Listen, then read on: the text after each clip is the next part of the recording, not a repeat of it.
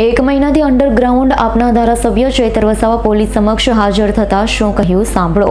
Forest ઓફિસરને માર મારવાનો ચૈતર વસાવા ઉપર છે આરોપ।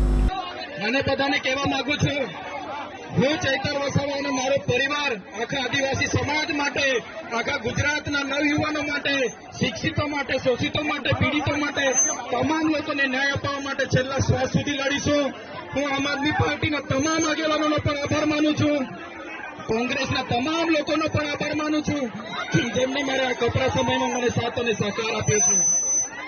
મિત્રો, કાર્યકરો, શાંતિથી આપણે પોલીસ સ્ટેશને જઈશું અને પોલીસ સ્ટેશને હું હાજર થઈ જઈશ અને મને ન્યાય પ્રણાલિકા ગુજરાત અને દેશની બંધારણથી ચાલતી ન્યાય પ્રણાલિકા પર મને પૂરો ભરોસો છે કે મને ન્યાય પ્રણાલિકા મને આ સંદર્ભે ન્યાય આપશે। અમારી તમામ માહિતીથી અપડેટ રહેવા માટે જોડાયેલા રહો S9 ન્યૂઝ સાથે।